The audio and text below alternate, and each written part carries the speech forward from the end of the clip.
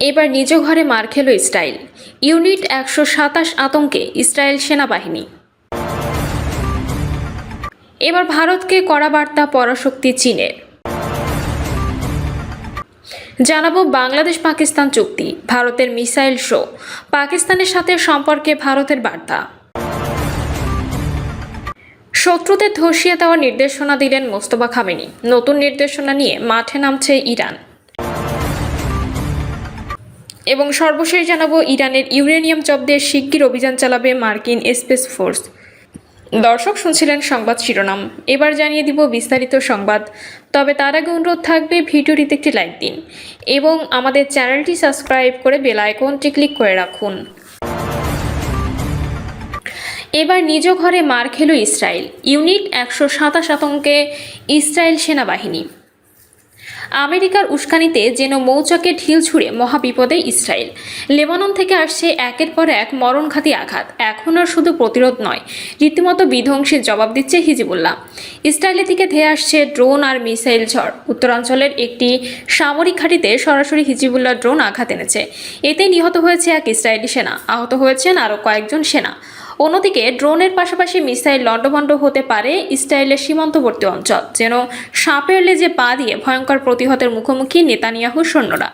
মধ্যপ্রাচ্যে চলমান উত্তেজনার মধ্যেই এই হামলাকে নতুন বার্তা হিসেবে দেখছেন বিশ্লেষকরা। কারণ সীমান্ত সংঘর্ষ ছাড়িয়ে এবার ইসরায়েলের ভেতরেই সামরিক স্থাপনাগুলোতে আরও নিখুঁতভাবে আঘাত হানছে ইরান সমর্থিত গোষ্ঠীটি। বিশ্লেষকরা বলছেন এটি শুধু একটি হামলা নয়, বরং ইসরায়েলের নিরাপত্তা বলয়ের ভিতরে ঢুকে পড়ার স্পষ্ট বার্তা। ইসরায়েলের আকাশ প্রতিরক্ষা ব্যবস্থাকে ফাঁকি দিয়ে একের পর এক হামলা, ড্রোনের আঘাতে কেঁপে উঠছে ইসরায়েল। আর সেই হামলার কেন্দ্রে এখন হিজবুল্লাহ ড্রোন ইউনিট। লেবানন ভিত্তিক সংবাদ মাধ্যমে আল মায়াদিনের প্রতিবেদনে বলা হয়েছে, উত্তর ইসরায়েলের একটি সামরিক ঘাঁটিতে ড্রোন হামলা চালিয়েছে হিজবুল্লাহ। হামলায় অন্তত একজন ইসরায়েলি সেনা নিহত হয়েছেন বলে জানিয়েছে ইসরায়েলি মিডিয়া। আহত হয়েছেন আরও কয়েকজন সেনা সদস্য। তবে প্রকৃত তথ্য গোপন করার অভিযোগ সংবাদ মাধ্যমটির। এই হামলাকে পরিকল্পিত ও নির্ভুল বলে আখ্যা দিয়েছে সশস্ত্র গোষ্ঠীটি। বিশ্লেষকরা বলছেন, গত কয়েক মাসে ড্রোন সক্ষমতা উল্লেখযোগ্যভাবে বাড়িয়েছে প্রতিরোধ গোষ্ঠীটি। বিশেষ করে ইউনিট 127 নামে পরিচিত তাদের বিশেষ ড্রোন ইউনিট এখন নজরদারি, গোয়েন্দা তৎপরতা এবং আত্মঘাতী ড্রোন হামলায় সক্রিয় ভূমিকা রাখছে। গাজায় যুদ্ধ শুরুর পর থেকেই ইসরায়েল লেবানন সীমান্তে উত্তেজনা বাড়তে থাকে। দক্ষিণ লেবাননে ইসরায়েলি হামলার জবাবে ধারাবাহিকভাবে রকেট, ক্ষেপণাস্ত্র ও ড্রোন হামলা চালিয়ে আসছে গোষ্ঠীটি। তবে সাম্প্রতিক হামলাগুলোতে নতুন উদ্বেগ তৈরি হয়েছে অন্য কারণে। কারণ এসব ড্রোন শুধু সীমান্ত এলাকায় নয়, ইসরায়েলের গুরুত্বপূর্ণ সামরিক ঘাঁটিতেও আঘাত হানতে সক্ষম হচ্ছে। বিশ্লেষকদের মতে এটি ইসরায়েলের জন্য বড় ধরনের নিরাপত্তা চ্যালেঞ্জ। বিশ্বের অন্যতম উন্নত আকাশ প্রতিরক্ষা ব্যবস্থা থাকা সত্ত্বেও ছোট আকারের ড্রোন ঠেকাতে হিমশিম খেতে হচ্ছে তেল আবিবকে। বিশেষজ্ঞরা বলছেন, গোষ্ঠীটি এখন শুধু গেরিলা সংগঠন নয়, বরং প্রযুক্তি নির্ভর আধুনিক যুদ্ধ কৌশলেও নিজেদের মানিয়ে নিচ্ছে। কম খরচে ড্রোন ব্যবহার করে তারা ইসরায়েলের ব্যয়বহুল প্রতিরক্ষা ব্যবস্থার উপর চাপ বাড়াচ্ছে। এবার ভারতকে কড়া বার্তা পরাশক্তি চীনের। হিমালয়ের বরফ শীতল পাহাড়ে আবারও উত্তাপ। 2024 সালে সীমান্ত উত্তেজনা প্রশমনে দুই দেশ একটি চুক্তিতে পৌঁছালেও পর্দার আড়ালে লড়াই থামেনি এক মুহূর্তের জন্য। এবার কেন্দ্রবিন্দুতে কাশ্মীরের বিতর্কিত সাকসাম উপত্যকা। ভারতের কড়া প্রতিবাদ আর দাবিকে স্রেফ তুড়ি মেরে উড়িয়ে দিয়ে বেইজিং জানিয়ে দিয়েছে এই ভূখণ্ড চীনের অবিচ্ছেদ্য ধ্বংস। কিন্তু প্রশ্ন হলো, ডোনাল্ড ট্রাম্পের আসন্ন চীন সফরের ঠিক আগ মুহূর্তে কেন হঠাৎ এই পুরনো ক্ষত নতুন করে খুঁচিয়ে তোলা হচ্ছে? তবে কি দক্ষিণ এশিয়ায় ভারতের আধিপত্য খর্ব করতে চীন ও পাকিস্তান এক নতুন মেরুকরণে ব্যস্ত? গত শুক্রবার ভারতের পররাষ্ট্র মন্ত্রণালয় দাবি করে সাকসাম উপত্যকা ভারতের নিজস্ব ভূখণ্ড। সেখানে চীনের যে কোনো পরিকাঠামো নির্মাণ অবৈধ। কিন্তু সোমবার চীনের পররাষ্ট্র মন্ত্রণালয়ের মুখপাত্র মাওনিং ভারতের এই দাবিকে সম্পূর্ণ ভিত্তিহীন বলে প্রত্যাখ্যান করেছেন। পিটিআই এর এক প্রশ্নের জবাবে তিনি অত্যন্ত কঠোর ভাষায় বলেন, নিজ ভূখণ্ডে উন্নয়নমূলক কাজ করার পূর্ণ অধিকার চীনের রয়েছে। ভারত যে 1963 সালে চীন পাকিস্তান সীমান্ত চুক্তিকে অবৈধ বলে আসছে, বেইজিং তাকে মোটেও পাত্তা দিচ্ছে না। চীন মনে করিয়ে দিয়েছে, পাকিস্তান ও চীন দুটি স্বাধীন ও সার্বভৌম রাষ্ট্র হিসেবে এই চুক্তি করেছে, যেখানে ভারতের হস্তক্ষেপ করার কোনো আইনগত ভিত্তি নেই।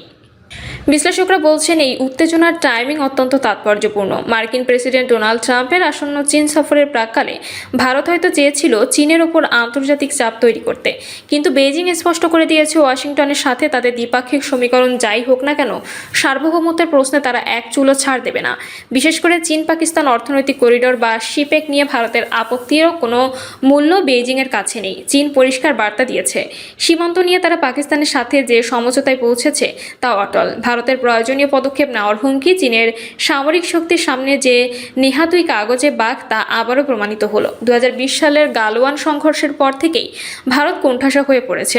একদিকে অরুণাচল বা জিয়াংনাম প্রদেশের বিভিন্ন স্থানের নাম পরিবর্তন করে চীন তার অধিকার জানান দিচ্ছে, অন্যদিকে লাদাখ ও কাশ্মীরে একের পর এক ব্যাংকার ও রাস্তা তৈরি করে ভারতের প্রতিরক্ষা গৃহকে চ্যালেঞ্জ ছুড়ে দিচ্ছে। 2024 সালের চুক্তি সত্ত্বেও বেইজিং এর এই আগ্রাসী ভঙ্গি প্রমাণ করে নরেন্দ্র মোদী সরকারের প্রতিবেশী নীতি বড় ধরনের ব্যর্থতার মুখে পড়েছে।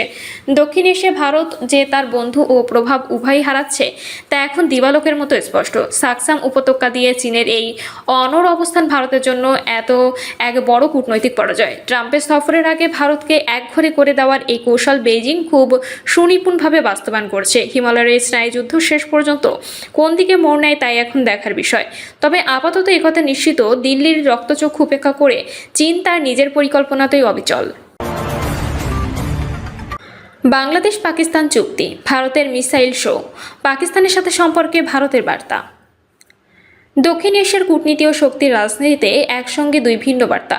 একদিকে মাদক পাচার ও সংগঠিত অপরাধ দমনে বাংলাদেশ ও পাকিস্তানের নতুন সমঝোতা, যেখানে তথ্য আদান প্রদান থেকে শুরু করে যৌথ গোয়েন্দা অভিযান পর্যন্ত গড়িয়েছে সহযোগিতার হাত।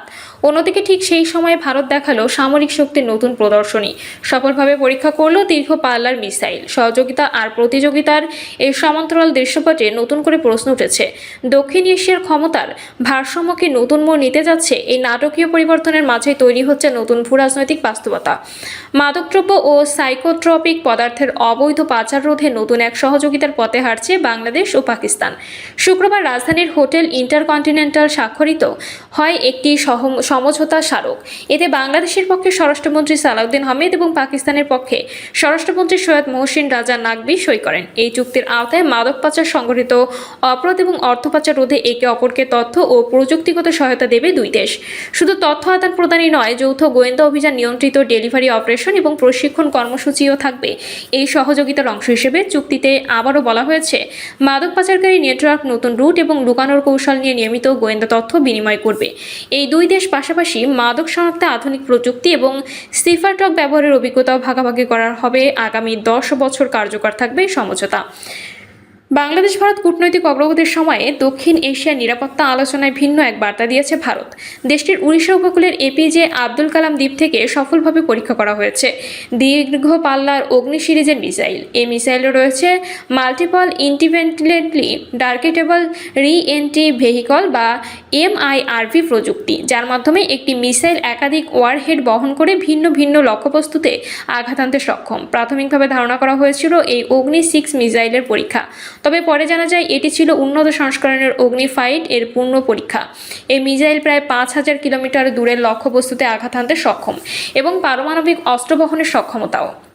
দক্ষিণ এশিয়ার এই দুই ঘটনা একসঙ্গে নতুন বার্তা দিচ্ছে বলে মনে করছে বিশ্লেষকরা। একদিকে আঞ্চলিক সহযোগিতা ও নিরাপত্তা জোরদারের চেষ্টা, অন্যদিকে সামরিক সক্ষমতা প্রদর্শনের প্রতিযোগিতা। বিশ্লেষকদের মতে সম্পর্কের কূটনীতি আর ক্ষেপণাস্ত্র পরীক্ষার খবর একসঙ্গে নতুন করে আলোচনা এনেছে দক্ষিণ এশিয়ার জটিল নিরাপত্তা বাস্তবতা। শত্রুদের ধসিয়ে দেওয়ার নির্দেশনা দিলেন মোস্তফা খামেনি, নতুন নির্দেশনা নিয়ে মাঠে নামছে ইরান। পারস্য উপসাগরের আকাশে যুদ্ধের মেঘ এখন আরও ঘনীভূত হয়েছে। আমেরিকার সঙ্গে চলমান উত্তেজনায় এক নতুন অধ্যায় শুরু করেছে ইরান। কয়েক সপ্তাহ ধরে চলা ছায়াযুদ্ধ এখন সম্মুখ সমরে মোড় নিয়েছে। ট্রাম্প প্রশাসনের অবরোধ ও হুমকির জবাবে আর পিছু হটছে না ইরান। বর্তমানে ওয়াশিংটনকে সরাসরি সামরিক চ্যালেঞ্জ ছুড়ে দিয়েছে তারা।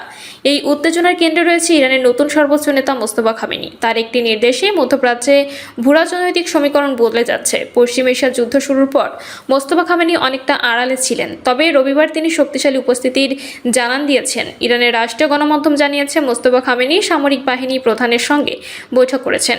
সেখানেই শত্রু মোকাবিলা করার জন্য নতুন সমর কৌশল জারি করেন তিনি। তার এই নির্দেশের পরপরই উপসাগরে ইরানের সামরিক তৎপরতা সহিংসতা বহুগুণ বেড়েছে। তবে বৈঠকটি কোথাও বা কবে অনুষ্ঠিত হয়েছে সেই বিষয়ে বিস্তারিত জানানো হয়নি। বিশেষজ্ঞরা বলছেন এর মাধ্যমে ইরানের বর্তমান সর্বোচ্চ নেতা প্রয়াত আয়াতুল্লাহ আলী খামেনির মতো কঠোর আমেরিকা বিরোধী অবস্থান নিয়েছেন। তিনি আমেরিকার বিরুদ্ধে দীর্ঘমেয়াদী যুদ্ধের জন্য সম্পূর্ণ প্রস্তুত বলে মনে করা হচ্ছে। এর কয়েকদিন আগেই ইরানের প্রেসিডেন্ট মাসুদ পেজেকশিয়ানও মোস্তফা খামেনির সঙ্গে সাক্ষাৎ করে। পশ্চিম এশিয়ার যুদ্ধ পরিস্থিতি শুরুর পর থেকে খামেনি জনসমক্ষে খুব কম দেখা দিয়েছে, ফলে তার ভূমিকা ও অবস্থান নিয়ে নানা আলোচনা চলছে। বর্তমান সর্বোচ্চ নেতা হিসেবে দায়িত্ব নেওয়ার পর থেকেই মোস্তফা খামেনির শারীরিক অবস্থা নিয়ে নানা গুজব ছড়িয়েছে। বিভিন্ন আন্তর্জাতিক প্রতিবেদনে দাবি করা হয়েছিল আমেরিকা ইসরায়েলের হামলায় তার বাবা নিহত হওয়ার সময় তিনিও আহত হয়েছিলেন, যদিও এসব তথ্য কতটুকু সত্যতা নিশ্চিত হওয়া যায়নি। প্রিয় দর্শক, এই ছিল এখনকার সর্বশেষ সংবাদ। আপডেট সব সংবাদ পেতে চ্যানেলটি সাবস্ক্রাইব করে বেল আইকনটি ক্লিক করে রাখুন।